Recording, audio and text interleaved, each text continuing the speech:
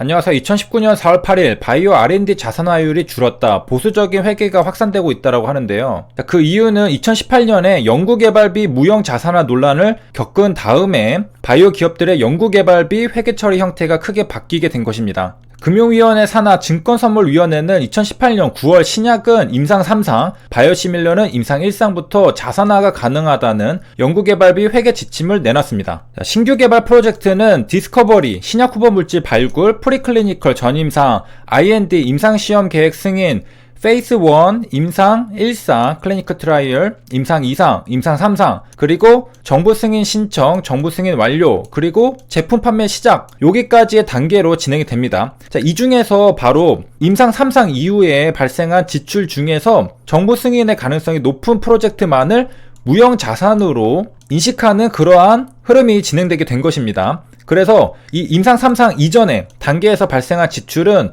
경상연구개발비로 보아 단기 비용으로 회계 처리를 하고 있습니다. 자, 바이오 기업들의 연구개발비 보수적 회계 처리 움직임은 2018년에 재무제표를 통해서 연구개발비 회계 처리 적정성을 점검하겠다는 예고도 있었기 때문에 더욱 빠르게 진행이 된 것이고요. 자, 그래서 국내 기업들 연구개발비 자산화 비중이 크게 줄었습니다. 첫 번째 사례 제넥신부터 보도록 하겠습니다. 자, 제넥신 단기는 2018년, 전기는 2017년입니다. 비용으로 인식한 연구개발 관련 지출액, 경상개발비는 다음과 같은데요. 전체 합계를 보면은 이렇게 적혀있는 것을 볼 수가 있습니다. 자, 전기에는 340억 원, 단기에는 320억 원이 들어갔는데 정부 보조금은 여기다가 더해주면 실제로 지출한 비용을 우리가 알 수가 있겠죠. 자, 제가 계산해서 가져왔는데 2017년도 자, 여기 전체 금액에다가 정부 보조금을 더하면 실제로 410억 원을 썼고 2018년도에는 전체 320에서 정부 보조금 더하면은 370억 원을 비용으로 처리를 했습니다. 자, 그래서 여기에 있는 연구개발비는 무형 자산화한 게 아니라 비용으로 처리한 금액이라는 것을 우리가 확인할 수 있고요. 자, 그 다음은 메디포스트 사례를 보도록 하겠습니다. 자, 여기도 마찬가지로 전기는 2017년, 단기는 2018년입니다.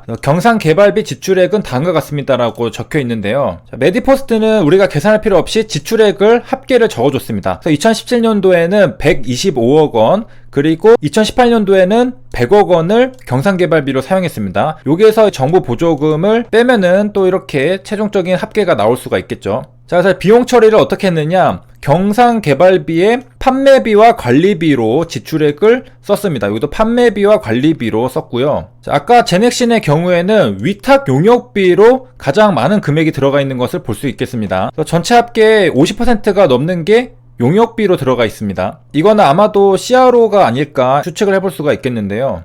어쨌든 중요한 것은 자산화 비중을 줄이고 비용 처리로 R&D 비용을 처리했다라는 것입니다. 자, 이어서 세 번째 오스코텍도 보도록 하겠습니다. 여기도 신약 개발 기업인데요.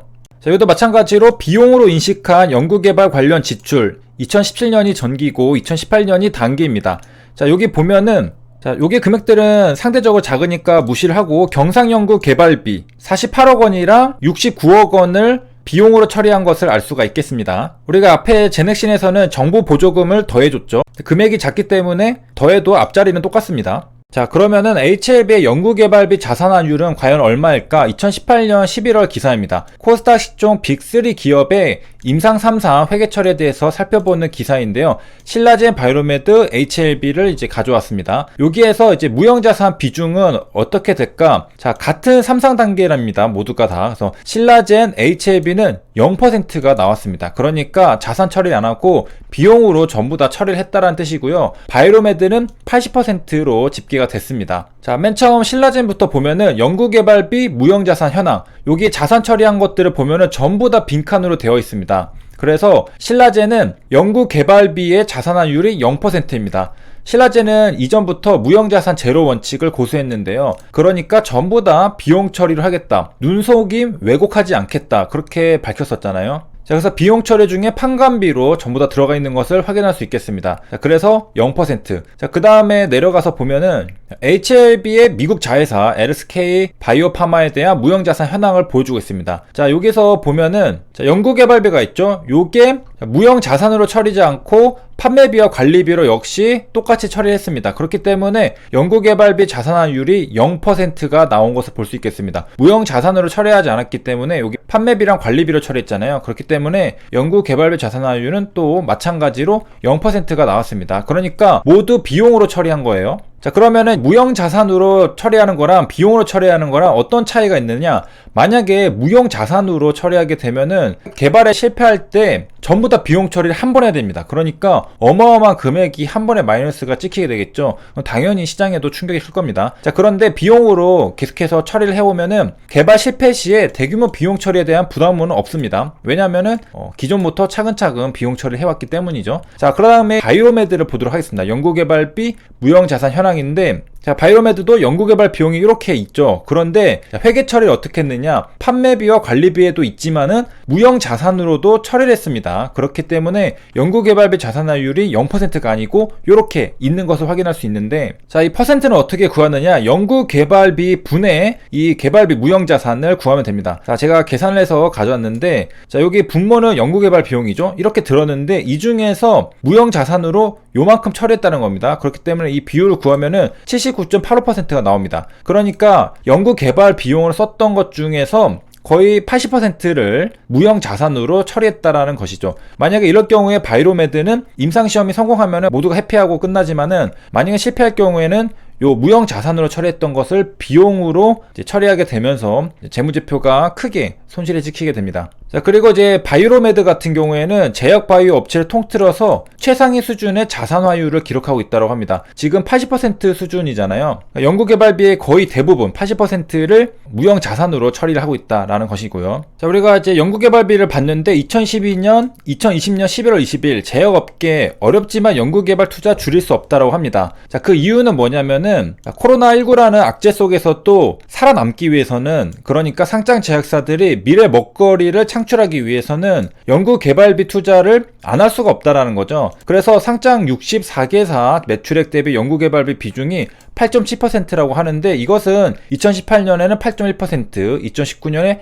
8.4%, 2020년에는 8.7%로 소폭 계속해서 증가하고 있습니다. 자, 그런데 이 증가하는데 큰 역할을 하는 회사들이 몇 개 있거든요. 그래서 전체적으로 매출액 대비 연구개발비 투자는 증가하고 있는데, 자, 요것을 평균을 높여주는 회사가 한미약품입니다. 한미약품이 연구개발비 비중이 가장 높은데 23.4%입니다. 그래서 상장 제약사 연구개발비 현황 집계에서 한미약품을 제외하면은 사실 평균이 7.9%로 낮아집니다. 그러니까 한미약품이 굉장히 큰 투자를 많이 하고 있고, 금액은 어떻게 되느냐? 2019년에 제약업계 최초로 한미약품 연구개발비 투자 금액이 2천억 원을 넘은 바가 있습니다. 굉장히 많이 투자를 하고요. 한미약품의 딜을 이어서는 유한양행이 1246억 원인데 절반 수준이죠. 그러니까 한미약품이 굉장히 투자를 많이 하고 있는 걸 알 수 있고, 요게 양극화 현상이 있습니다. 연구개발비를 한미약품 같은 데는 20%대로 투자를 하는데, 일부 회사는 매출액의 1%도 연구개발비로 투자하지 않고 있다고 합니다. 자, 그래서 2019년 R&D 투자를 보니까 제약사 간 격차가 더 벌어졌다. 2020년 4월 3일에 나온 건데, 대형 제약은 매출액 대비 R&D 투자가 8.6%인데 중소제약은 4.9%라고 합니다. 적자 중소제약사는 사실은 투자할 수 있는 그런 상황이 안 되죠. 그래서 계속해서 연구개발비는 줄어들고, 그러니까 더 개선하기는 힘들고 악순환에 빠지고, 셀트리온, 한미, 녹십자, 유한, 종근당은 1천억 원이 넘었습니다.